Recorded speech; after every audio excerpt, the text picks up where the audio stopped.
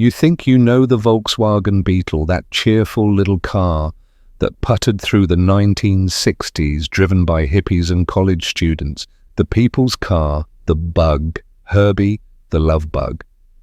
But what if I told you that behind that friendly, rounded silhouette lies a history far darker and more complex than Volkswagen ever wanted you to know? The year was 1933. Germany was in economic turmoil, and a new leader had just seized power with promises of prosperity and national glory. Adolf Hitler had a vision, a car for every German worker, a symbol of the new Reich's industrial might. But this dream would become entangled with theft, deception, war crimes, and one of history's greatest industrial frauds. The Beetle you know today exists because of a series of events that Volkswagen spent decades trying to bury. Documents were hidden, lawsuits were settled quietly, and the truth was carefully repackaged for American consumers who fell in love with that quirky little car in the late 1950s. Today we're pulling back the curtain on 13 facts about the Volkswagen Beetle that will change how you see this automotive icon forever. These aren't minor details or trivial footnotes. These are shocking revelations about theft, betrayal, and survival against impossible odds. Fact 1. The Beetle was Hitler's personal project. Let me be clear from the start. This wasn't just a car commissioned by the Nazi government. Adolf Hitler personally directed the Beetle's development, sketched design elements himself, and used it as a propaganda tool. In May 1934, Hitler met with Ferdinand Porsche at Berlin's Kaiserhof Hotel. The Führer had specific requirements. The car must carry 2 adults and 3 children, consume no more than 7 liters of fuel per 100 kilometers, and cost exactly 1,000 Reichsmarks. Hitler even insisted on the air-cooled engine, arguing that not every country doctor would have access to a garage for a water-cooled vehicle. On June 22, 1934, Porsche received the official contract. This wasn't simply a business arrangement. Hitler saw the Volkswagen as crucial to his vision of German supremacy, a mechanical symbol of Nazi ideology that would travel the new Autobahn network he was building. The foundation stone for the factory was laid on May 26, 1938, Hitler's 50th birthday. He attended personally, standing alongside Porsche as they celebrated what they called the KDF Wagen, short for Kraft durch Freude, or Strength Through Joy, named after the Nazi labor organization. Fact 2. The greatest automotive scam in history. Now, here's where the story takes a truly shocking turn. The Nazi government created what may be the most audacious consumer fraud ever perpetrated on the automotive industry. Beginning August 1, 1938, German workers could purchase a savings stamp booklet for 1 Reichsmark. Each week, they were required to buy a 5 Reichsmark stamp, with the car priced at 990 Reichsmarks, plus insurance, options and delivery fees. Workers needed to fill 5 savings booklets requiring 198 stamps total. 336,000 Germans participated in this scheme, dutifully pasting stamps into their booklets week after week, dreaming of the day they'd drive their own Volkswagen. The devastating truth: not a single civilian who participated in the savings scheme ever received a car. When war broke out in September 1939, the factory immediately switched to military production. The few Type 1s that were produced went to Nazi officials and the diplomatic corps. One cabriolet was even presented to Hitler on his 55th birthday, April 20, 1944. After the war, survivors sued for compensation. The case dragged through German courts for 12 years. In 1961, the settlement was finally reached. The 120,000 claimants received either 600 Deutsche Marks credit toward a new Volkswagen or half that amount in cash. This represented approximately 12% of the original value they had paid. Think about that. These workers had saved for years, believing they were investing in their future. Instead, Their money funded a war machine. The total cost to Volkswagen was 34 million Deutsche Marks, averaging just 284 Deutsche Marks per victim. The settlement payments took until 1970 to complete. Fact 3. Only 630 pre-war Beetles exist. Despite all that propaganda, despite the massive factory built specifically for mass production, despite 336,000 people paying into the savings scheme, exactly 630 KDF wagons were produced before the factory converted entirely to war production. 630, out of promises made to hundreds of thousands. The factory that was supposed to produce 150,000 cars per year and eventually triple that production never fulfilled its civilian purpose. Instead, the plant in Wolfsburg became a critical part of the Nazi war machine, producing Kübelwagens, Schwimmwagens, and even components for V-1 flying bombs. Fact 4. The factory built on slavery.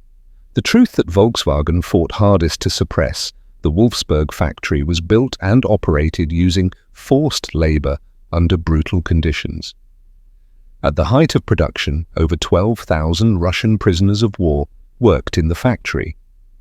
A concentration camp existed on the factory premises. Workers labored under horrific conditions, and Porsche himself actively requested forced laborers, fully aware of their treatment. After the war, French authorities arrested Ferdinand Porsche on December 15, 1945. He was charged as a war criminal. While he spent 20 months imprisoned in France, first in Baden-Baden, then Paris, then Dijon, his son, Ferry, worked desperately to keep the family business alive. Porsche was eventually released, but the charges were real. He had used slave labor. He had profited from Nazi war production. This wasn't incidental involvement. This was active participation in the machinery of genocide. Fact 5. Porsche stole the design from Czechoslovakia. Ferdinand Porsche is celebrated as the father of the Beetle, but the car's design was copied from Czech manufacturer Tatra. This isn't speculation. Porsche himself admitted it. The Tatra T97, launched in 1936, featured a rear-mounted air-cooled engine and aerodynamic design strikingly similar to what would become the Beetle. Hans Ledwinka, Tatra's chief engineer, had pioneered these concepts years earlier. Porsche and Ledwinka had worked together at Steyr Automotive in the 1920s. When asked about the similarities, Porsche famously said, "Well, sometimes Ledwinka looked over my shoulder and sometimes I looked over his." But that casual admission masks the truth. In 1938, Tatra filed 10 separate patent infringement claims against Volkswagen. Porsche was preparing to settle when Hitler intervened. The Führer reportedly told Porsche, "I will settle this matter." On March 15, 1939, Nazi Germany invaded Czechoslovakia. Production of the T97 was immediately halted. The lawsuit disappeared. But here's what they really didn't want you to know. After the war, Tatra reopened the case. In 1965, Volkswagen quietly settled, paying Tatra 1 million Deutsche Marks. Some sources suggest the actual figure was 3 million Deutsche Marks. Either way, Volkswagen effectively admitted guilt 20 years after the war ended. Fact 6. The design may have been stolen. Twice. The story goes even deeper. The Tatra design itself bore striking similarities to sketches published by Hungarian engineer Béla Barényi in 1934. But Barényi claimed his original drawings dated back to 1925. Barényi's sketches showed a car with a rear-mounted engine, aerodynamic fastback design, and even the louvered engine cover that became the Beetle's signature. He later became famous at Mercedes-Benz for inventing the crumple zone and other safety innovations. After the war, Barényi asserted his claim to the Beetle's basic concept. The patents and legal disputes suggest that what we call the Volkswagen Beetle was actually a three-way design theft. Bahraini's concept, copied by Ledwinker at Tatra, then copied by Porsche for Volkswagen. Fact 7. British manufacturers called it too ugly and rejected it. When Allied forces liberated Germany in April 1945, they faced a question. What should be done with the Volkswagen factory? The plant had been heavily bombed. Much of the machinery was intact but scattered. There was talk of dismantling everything and shipping it to Britain or Australia as war reparations. The British military government conducted a study. They invited British automotive manufacturers to inspect the factory and consider taking over production. Every single one refused. Sir William Rootes, a prominent British automaker, delivered the most damning assessment. He told British authorities that the vehicle was quite unattractive to the average motor car buyer, is too ugly and too noisy. The official report concluded that the car does not meet the fundamental technical requirement of a motor car, and that to build the car commercially would be a completely uneconomic enterprise. Think about that. Every British expert looked at what would become the best-selling single automotive platform in history and declared it worthless. Fact 8. One British major saved the Beetle from extinction. The Beetle exists today because of one man, British Army Major Evan Hurst. Hurst arrived in Wolfsburg in August 1945. He was 29 years old, trained as an optician before the war, and had proven himself managing a tank repair facility in Belgium. His orders were to assess whether the factory could be salvaged. What he found was devastation. The factory had no windows, cellars were flooded, debris covered much of the floor. But among the wreckage, Hurst discovered something remarkable, a pre-war prototype Beetle, dusty but intact. He had it cleaned, painted British military green, and showed it to the occupying authorities.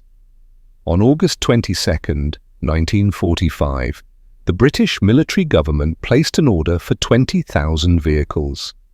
Hurst faced incredible challenges. Parts were scarce, coal for the power plant was rationed, workers were undernourished. He even authorized planting cereal crops on the factory grounds to help feed the workforce. On December 27, 1945, the first post-war civilian Beetle rolled off the line. By the end of that year, 55 had been produced. Through 1946, production averaged 1,000 cars per month. Without Hurst's vision, the Beetle would have been dismantled and forgotten. Instead, he laid the foundation for what would become one of the world's great automotive empires. Fact 9. The factory has unexploded bombs buried beneath it. During the war, Wolfsburg was a prime target for Allied bombing raids. Between 1940 and 1945, American and British forces dropped an estimated 2.7 million tons of bombs on Germany.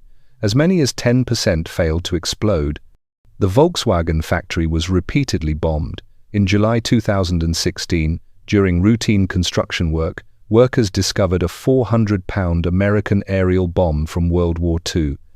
It had to be carefully defused by explosive experts. But here's the truly unnerving part. This wasn't the first such discovery, and it won't be the last. Multiple unexploded ordnances have been found at the Wolfsburg facility over the decades.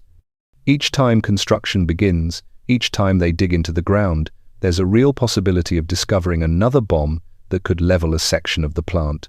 Germany still deals with thousands of unexploded bombs from World War II. Berlin alone uncovers countless munitions every year. The Volkswagen factory, as a former armaments facility, remains particularly dangerous ground. Fact 10. The Think Small campaign that changed advertising forever.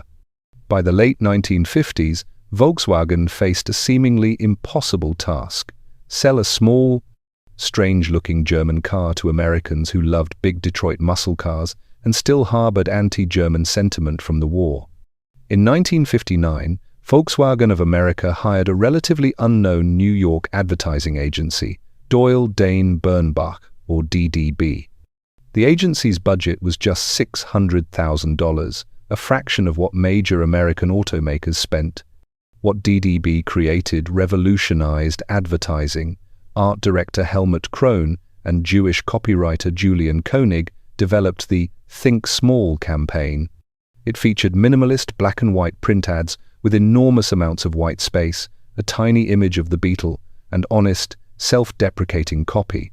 The famous Lemon ad showed a Beetle with a barely visible defect, explaining that Volkswagen rejected such imperfect vehicles. Another headline read simply, "It's ugly, but it gets you there." This was revolutionary. At the time, car advertising was about power, size, and status. DDB made the Beetle's limitations into virtues. They acknowledged the Nazi connection by making the car seem honest and unpretentious. They positioned it as the thinking person's alternative to mindless consumption. The results were staggering. Beetle sales in America jumped from approximately 55,000 in 1958 to over 150,000 by the mid-1960s. In 1968 alone, American sales topped 400,000 units. In 1999, Advertising Age ranked Think Small as the best advertising campaign of the 20th century. The campaign didn't just sell cars. It changed how advertising worked, pioneering the creative revolution that emphasized honesty, wit, and emotional connection over hard-sell tactics. Fact 11. The Beetle became the best-selling single platform ever. On February 17, 1972, a milestone was reached that shook the automotive world. Beetle number 15,007,034 rolled off the assembly line in Wolfsburg, Germany. This single event surpassed the production record held by the Ford Model T, which had manufactured 15 million vehicles between 1908 and 1927. But the Beetle wasn't finished. Production continued for another 31 years. By the time the last original Beetle was produced on July 30, 2003, the total reached 21,529,464 units. 21.5 million. No other single automotive platform has ever matched this record. Not the Toyota Corolla, despite its many generations. Not any other vehicle in history. Fact 12. It was made in Mexico longer than in Germany. Here's a fact that surprises most people. The Beetle was produced in Mexico for longer than it was produced in Germany. Production at the Wolfsburg factory ended in 1978 as newer, more modern front-wheel drive models like the Golf took over. After 33 years, German Beetle production ceased. But in Mexico, the story was just beginning. Volkswagen opened a factory in Puebla in 1964. The first Mexican Beetle rolled off the line on October 23, 1967.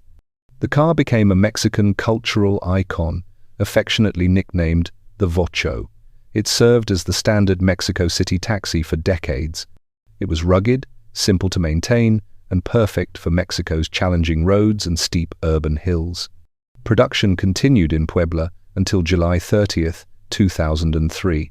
That's 36 years, 3 years longer than the car was manufactured in its home country. Over 1.7 million original Beetles were produced in Mexico alone.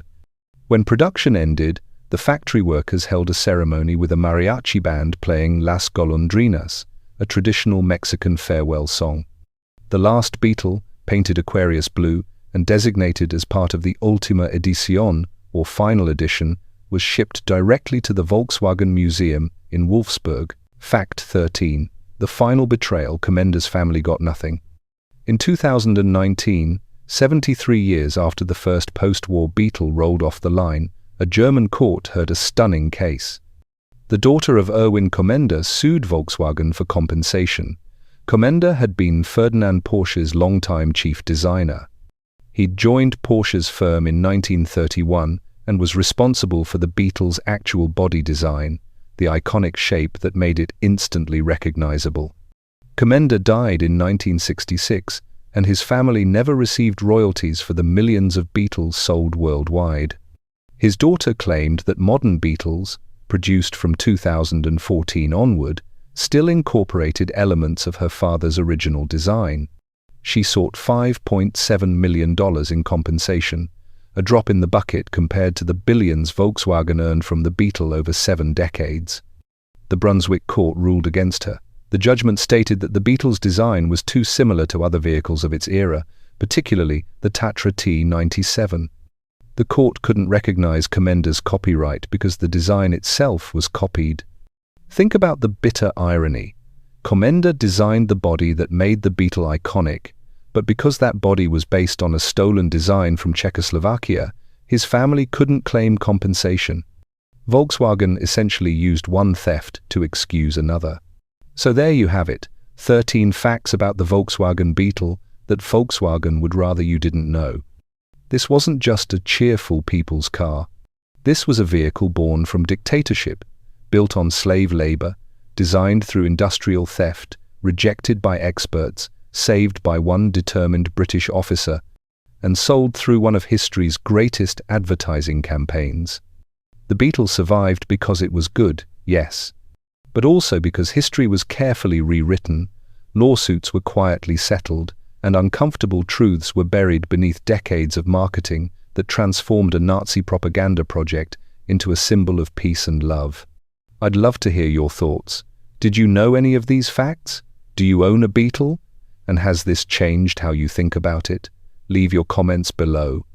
If you enjoyed this deep dive into automotive history, please hit that like button and subscribe for more content that goes beyond the official story. History is never as simple as we're told, and I'm here to uncover the rest. Thank you for watching. Until next time, keep questioning what you think you know.